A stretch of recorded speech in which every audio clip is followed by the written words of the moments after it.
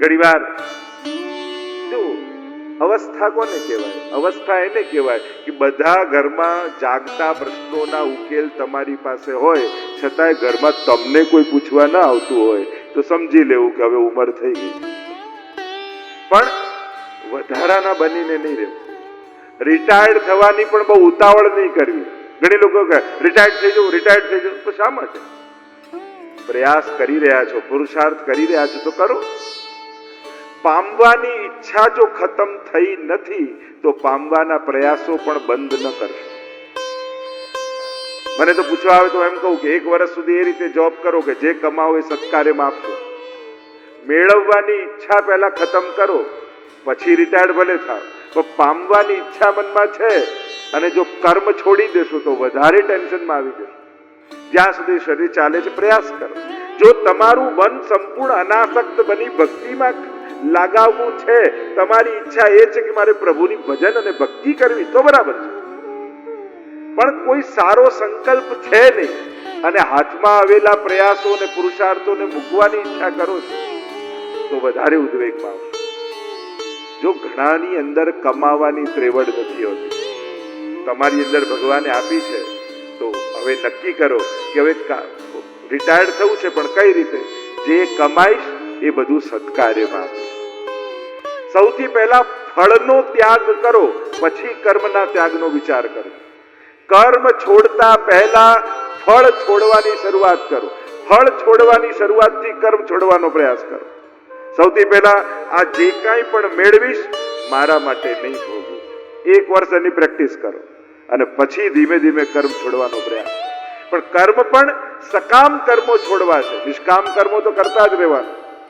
હવેલી છે, કોઈ સત્કાર્યો છે, કોઈ એવા કોઈ સુંદર સંસ્થાઓ છે, એમાં પ્રયત્નશીલ થઈ જાઓ.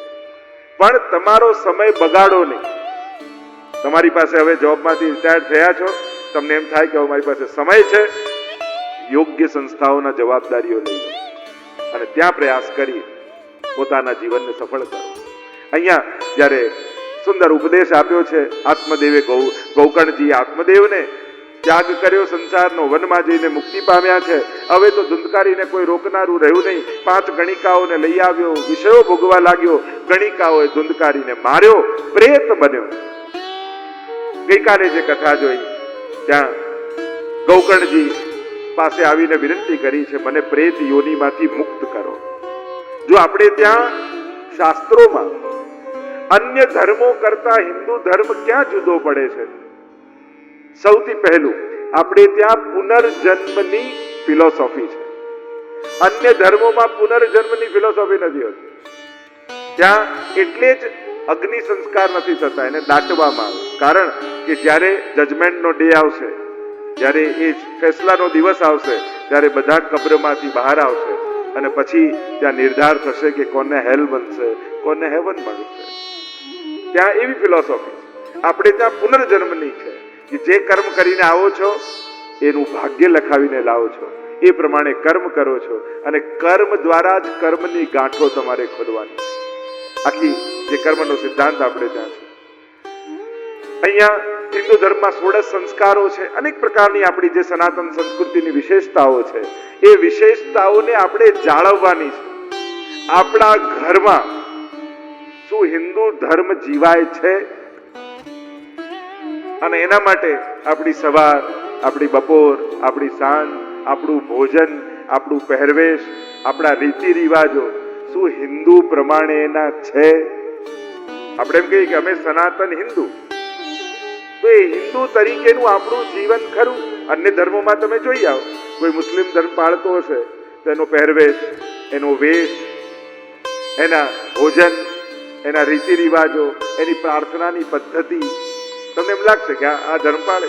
કોઈ ક્રિશ્ચન હશે તો તમે એનો પહેરવેશ, એનું ભોજન, એની રીતિ રિવાજો, એનું ઘર જોશો એટલે ખ્યાલ આવશે. શું એ પ્રકારનું આપણું હિન્દુ તરીકેનું છે? ચિંતન આપણે જ કરવાનું.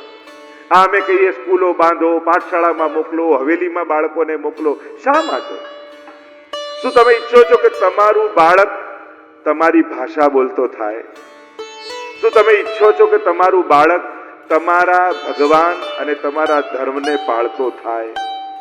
શું તમે એવું ઈચ્છો છો કે તમારા બાળકને તમારા ષોડશ સંસ્કારો, તમારા તહેવારો, તમારા રીતિ રિવાજો ગમે? શું તમે ઈચ્છો છો કે તમારા બાળકો મોટા થઈને તમે વડીલ થયા હો તોય તમારો આદર જાળવે, તમારી સાથે વ્યવહાર અને ભાવ રાખે? જો આ બધું જ ઈચ્છતા હો તો શું વિચાર કરો કે તમારા ઘરે અત્યારે જે રીતે બાળક ઉછરી રહ્યું છે તો એ પ્રકારે ઉછેરવાથી આ બધું તમારા ઘરમાં ટકશે? તમારા બાળકોમાં આ બધું આવશે? તમારા બાળકો તમારા થઈને રહેશે? તમારા ઘરમાં તમારા ગયા પછી પણ હોળી, દિવાળી, જન્માષ્ટમી ઉજવાશે? શું તમને લાગે છે અત્યારે જે રીતે આપણે આપણા બાળકોને ઉછેરી રહ્યા છીએ એ પ્રમાણે આ બધું આપણા ઘરમાં ટકવાનું છે? અને જો શંકા હોય કે ના અમારું બાળક એમ નથી થતું તો આજે જ તમારા બાળકનું પાઠશાળામાં, કિશોર પુષ્ટિમાં કે યુથ ગ્રુપમાં નામ લખાઈ દેજો. જો એવું લાગતું હોય ને, એ શંકા છે જ, જે રીતે આપણા ઉછેર ઘરના માહોલ ચાલી રહ્યા છે એ રીતે હિન્દુનું બાળક તમારા ગયા પછી હિન્દુ રીતિ રિવાજોમાં ઉછેરાશે એ શંકા છે. તમે તમારા બાળકોને અમને હવેલીમાં આપો, અમે તમારા બાળકોને વૈષ્ણવ બનાવીને પાછા આપીશું, એક હિન્દુ બનાવીને પાછા આપીશું. વિચાર કરો, આજથી 25-50 વર્ષ પછીનો વિચાર કરો.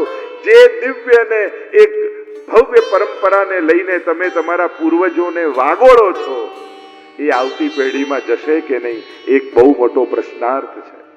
તમે તમારા જીવનને સુખી કરવા, સુવ્યવસ્થિત કરવા ભારતથી આફ્રિકા, આફ્રિકાથી ઇંગ્લેન્ડ આવ્યા, પણ ક્યાંક એવું ન થાય કે અહીંયા જે જીવનને સફળ કરવા આવ્યા તો મેળવ્યું કે ગુમાવ્યું એની ચિંતનમાં પડી જાઓ.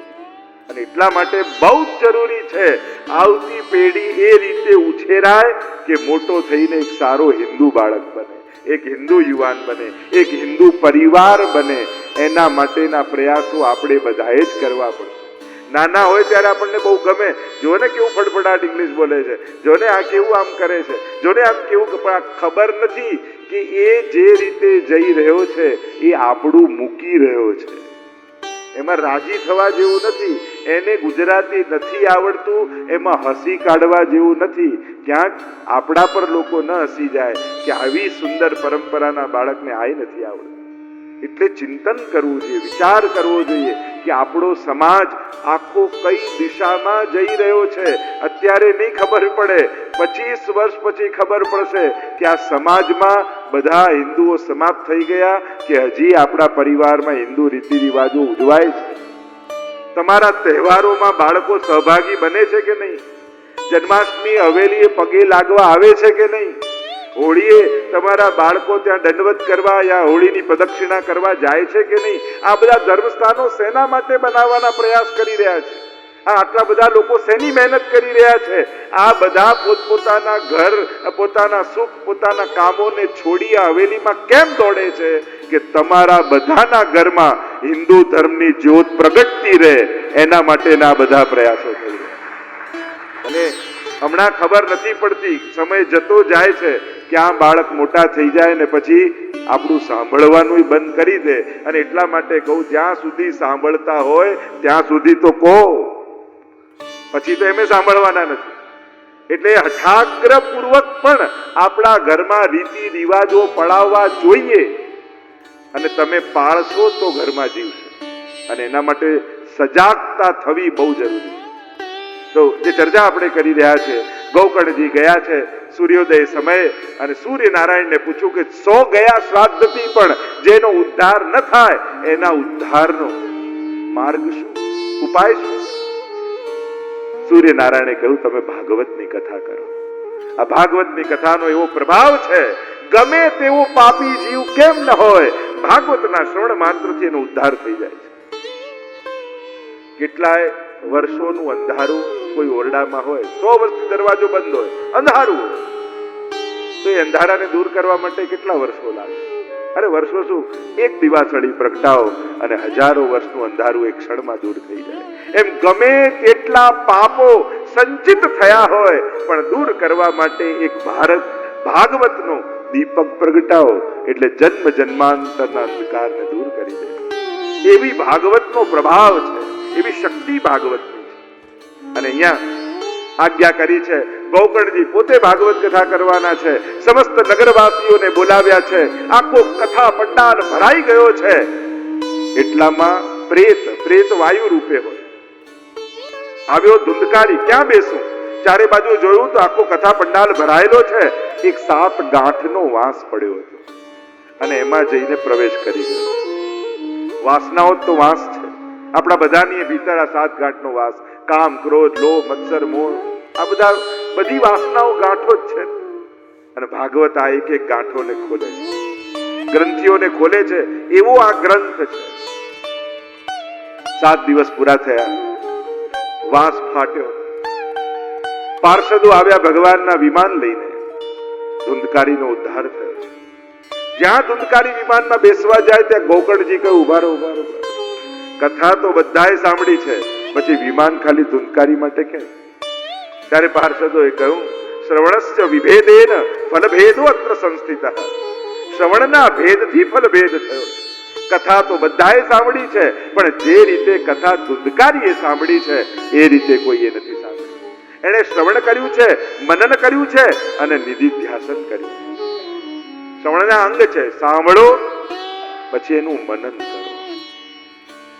કાર ચલાવતા ચલાવતા ચિંતન, આજે કથામાં શું આવ્યું, કઈ વાત ગમી, કઈ વાત અસર કરી ગઈ, મનન કરો. અને પછી નિધિધ્યાસન. હવે આ વાત હું મારા જીવનમાં કઈ રીતે લાવું, મારા પરિવારમાં આ સંસ્કાર કઈ રીતે લાવું, કઈ રીતે પ્રયાસ કરું મારા જીવનમાં આ રીતે જીવવા માટે, એનો પ્રયાસ કરો. એને કહેવાય નિધિધ્યાસન. અને ત્યારે શ્રવણ ફલિત થાય. કહ્યું, ફરી કથા કરો. ફરી કથા ગોકર્ણજી કરી છે. સમસ્ત નગરવાસીઓએ શ્રવણ મનન નિધિધ્યાસન કર્યા છે. અને હવે તો ભગવાન પોતે આવ્યા છે. સર્વનો ઉદ્ધાર થયો છે એવો ભાગવતનો પ્રભાવ બતાવ્યો. આગળ 6થા અધ્યાયમાં ભાગવત કથા શ્રવણની વિધિ બતાવી અને ભાગવત મહાત્મ્યને અહીંયા વિરામ આપીએ. અધિકાર લીલાની ચર્ચા કરવામાં આવી. જેનો જેવો અધિકાર એવી એને પ્રાપ્તિ. પ્રભુની વિશેષતા એ છે, પહેલા પાત્રતા સિદ્ધ કરે અને પછી પ્રાપ્તિ કરાવે. અને પાત્ર બન્યા વગર પ્રાપ્તિ થાય તો ટકતું નથી. અધિકાર લીલા ભાગવતમાં 3 પ્રકારના અધિકારીઓની ચર્ચા છે. ઉત્તમાધિકારી, મધ્યમાધિકારી, કનિષ્ઠાધિકારી. 3 પ્રકારના અધિકારી વક્તા અને શ્રોતા છે. કથા એ જ છે, પણ જેવો જેનો અધિકાર એવી એને પ્રાપ્તિ. જે નાનકડું બાળક હોય ખોળામાં, તમે મઠડીનો પ્રસાદ લઈને આવ્યા તો નાના બાળકને ખવડાવે. એટલે ભગવાને પણ એવી જ વ્યવસ્થા કરી છે ને. જો જન્મે ને બાળક ત્યારે એની પાચન શક્તિ બહુ ઓછી હોય, એટલે ભગવાન એને દાંત જ ના આપે. દાંત સાથે કોઈ જન્મે? કારણ કે થયું કે દાંત આપીશ તો હમણાં કંઈક ખાવા લાગશે અને ખાશે ભલે પણ પચશે નહીં. એટલે પ્રભુએ જ વ્યવસ્થા એવી કરી કે આને જઠર પેલા મજબૂત થાય, પાચન શક્તિ મજબૂત થાય, પછી જ દાંત આપવું. એમ જ જ્યારે માણસ વડીલ બની જાય એટલે પાછી પાચન શક્તિ ઘટી જાય. પ્રભુને થાય કે આ છોડવાનો નથી, એમ કરું દાંત જ લઈ લઉં પહેલા. એટલે પ્રભુ ધીમે ધીમે દાંત લઈ લે. અને એટલા માટે ભગવાન જીવને જાણે છે કે આને સંયમમાં રાખવો અઘરો છે, આ માનશે નહીં, એટલે હું જ વ્યવસ્થા ગોઠવી આપું. એટલે જ આ ફરતો અટકે એટલે ધીમે ધીમે પગત ભગવાન લઈ લે. આ જોવાની ઈચ્છા આની ઓછી નહીં થાય એટલે ધીમે ધીમે આંખો જ ઓછી કરી નાખે. અને એમ પણ બહારગામ જવાનો હોય ને કોઈ જીવ, એટલે ઘરેથી બહારગામ જવાના હો મહિના માટે, તો બારી બંધ કરો, બારણું બંધ કરો, લાઈટ બંધ કરો, પંખું બંધ કરો, એટલે સમજી જાય કે આ બહારગામ જવાનો છે. એમ દેખાતું બંધ થાય, સંભળાતું ઓછું થાય, ચાલવાનું બંધ થાય, એટલે સમજી લેવું કે આ જીવાત્માને હવે જવું છે. એટલે આ બારી બારણાઓ બંધ કરે. ભગવાન કુદરત જ વ્યવસ્થા કરવા લાગે છે માણસ. કારણ કે જીવનનો એક વિવેક છે, જીવવાનો એક વિવેક છે, શરીરનો એક વિવેક છે. અને જ્યારે આપણે એ ફોલો નથી કરતા ત્યારે કુદરત એમાં મદદગાર થાય. અહીંયા અધિકાર લીલા જેનો જેવો અધિકાર, કથા એ જ છે, પણ જેવા અધિકારી એવી પ્રાપ્તિ. એટલે કે 3 પ્રકારના અધિકારીઓની 19 અધ્યાયમાં પ્રથમ સ્કંદની ચર્ચા છે. ઉત્તમાધિકારી, મધ્યમાધિકારી અને કનિષ્ઠાધિકારી, શ્રોતા વક્તા. કનિષ્ઠાધિકારી સુતજી અને સૌનકજી છે.